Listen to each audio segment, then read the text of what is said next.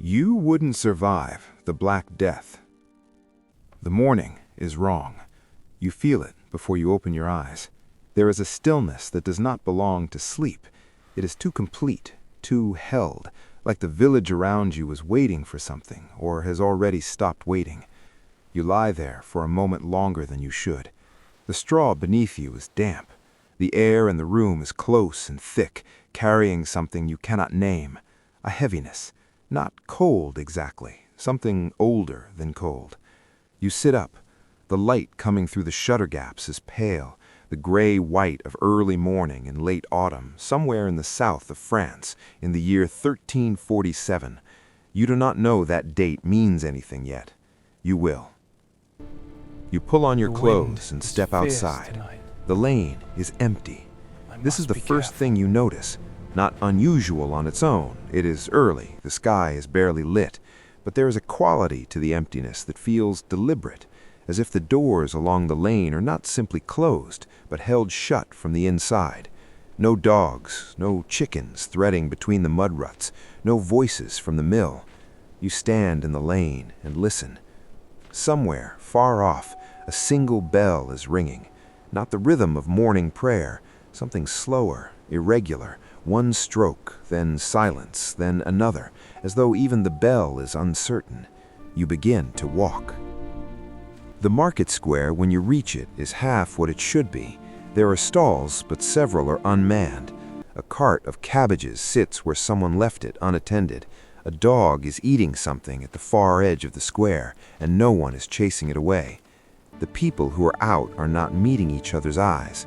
A woman pulls her shawl tight across her face as she passes you, not against the cold. You understand this without being told. She does not want to breathe the same air as you. She does not want to breathe the same air as anyone. You watch her disappear down a side street, and you feel, for the first time, a specific kind of unease. Not fear yet, something quieter. A wrongness sitting low in your chest, asking a question you do not quite have words for. Where is everyone? By midday, you have heard things. Not explanations, no one is explaining anything, but fragments, overheard. A whisper between two men at the edge of the well. A woman's voice, tight and flat, coming through a window shutter. The Bertrand family, all four of them. A child running past you with something in his arms, not stopping, not looking up. A priest crosses the square, moving quickly, and you notice his lips are moving in prayer, but his eyes are scanning the doors as he walks, as if counting something. You have heard the word pestilence twice now. The second time, the man who said it crossed himself immediately after, as though the word itself could carry something. You eat what you have brought with you and try to think clearly. In the afternoon, you feel a headache beginning at the base of your skull. You tell yourself it is nothing. You slept badly. The air in that room was poor. You walked more than you were used to. You tell yourself all the things a person tells themselves when they do not want to know the truth yet. But there is something else. Beneath your left arm, a tenderness, so faint you might be imagining it. You press your fingers carefully and feel something, a hardness, small like a seed, warm. You take your hand away quickly. You do not press there again. By late afternoon, the headache has spread. It is no longer sitting at the base of your skull. It is behind your eyes now, in your temples, pressing outward like heat expanding in a sealed space. You sit down on a low wall and realize that your legs feel heavy in a way that has nothing to do with walking. The light is starting to go, the gray sky deepening toward dark, and as the village closes itself inward against the coming night, you become aware of a smell. It comes and goes with the wind, faint enough that you keep second-guessing it, sweet and thick and wrong, like fruit left too long in a warm room. But beneath it, something sharper, something that makes the back of your throat close slightly every time it reaches you. You have never smelled death at scale before. You are smelling it now. That night, you do not sleep so much as fall. The fever comes up fast, the way summer storms come. You are warm, then you are burning, then the burning and the cold arrive together, and you cannot tell which is worse. The straw seems to shift beneath you. The ceiling beams swim. You are aware of your own heartbeat in a way that is deeply uncomfortable, as though your body is bringing things to your attention that it would normally keep quiet. The swelling beneath your left arm is no longer small. You know this without touching it. You can feel it in the way you hold yourself, the involuntary lean away from pressure, the sharp intake of breath when your arm presses against your side. It has weight now, heat, a pulse of its own. There is no physician in this village who can help you. This is important to understand. There are people with knowledge of herbs, with prayers, with theories, the bad air, the alignment of Jupiter and Saturn, the wrath of God, the corruption of the wells. There is no shortage of explanation. There is a complete shortage of anything that will slow what is happening inside you. You lie there and listen to the village. Through the wall, at some point in the night, you are not sure when, you hear weeping. A woman's voice, controlled at first, then not. It goes on for a while, and then it stops, which is somehow worse than if it had continued. Toward what you think is dawn, you hear something outside. Wheels on the dirt road, slow and heavy. A voice, low and without inflection, saying something short and flat, the same phrase repeated at intervals. A bell, handheld, ringing between each call. Bring out your dead. You do not go to the window. You already know what you would see. You have been constructing it from sounds for the past hour. The creak of the axle, the footsteps of the men walking alongside, the sound that comes periodically that you refuse to name, the thud of something heavy and wrapped being lifted. What strikes you, lying there in the dark, is the ordinariness of it. There is no ceremony, no pause, no moment of grief or witness. The cart moves, the bell rings, the men call their phrase, the village gives up its dead, and the cart rolls on. This has been happening every morning for weeks. You understand that now. The half-empty market, the closed doors, the way people pull their faces away when you pass. This is not new. This is the world as it now is, and the people still living in it have already begun the long, quiet work of adaptation. They are already learning how to go on, as though the dead were always going. By the second day, the swelling has grown large enough that you can no longer ignore it. It sits beneath your arm like something foreign, dark at its surface, agonizing when anything touches it. This is what the physicians, in the cities that still have them, are calling a bubo, from the Greek word for groin, because that is the other place they appear, under the arm, in the groin, at the neck. The lymph nodes, though you do not know that word, rising in rebellion against something they cannot fight. Some people, you have heard, develop dark patches beneath the skin, bleeding inside the body, spreading outward like shadows under the surface. Some cough blood, some die within 2 days of the first symptom, some linger for a week or more. You do not know which kind you are yet.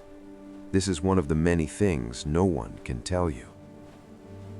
The priest comes on the second afternoon. He stands in the doorway, not crossing the threshold, and prays with you, his voice quiet and practiced, his eyes somewhere above your head. He does not come closer. You do not ask him to. You watch his face while he prays, and what you see there is not coldness. It is something more careful than that. It is a man who has been doing this too many times, across too many days, and who has learned, out of sheer necessity, to be present without being drawn under. He finishes, crosses himself, and leaves. You are alone again. The room is very quiet.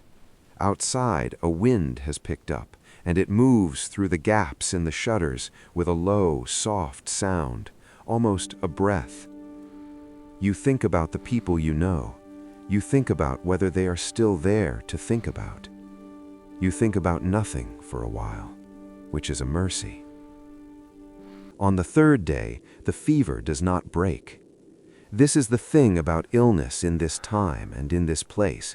There is no moment where someone arrives with something that turns the tide.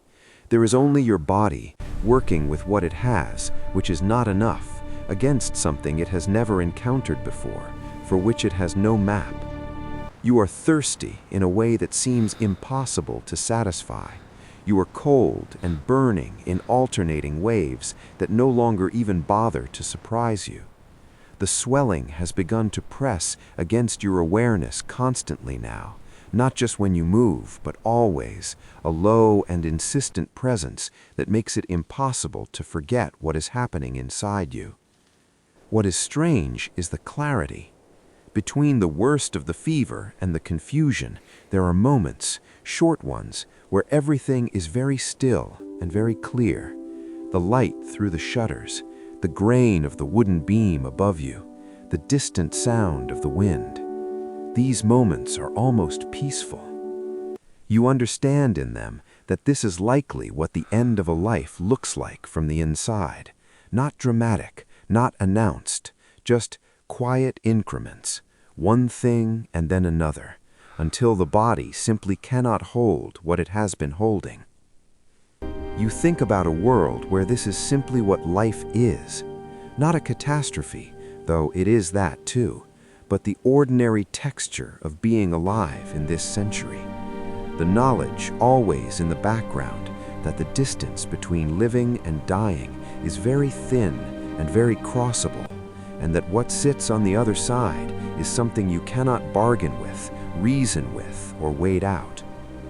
The Black Death will kill between 1/3 and half of Europe's population before it is done.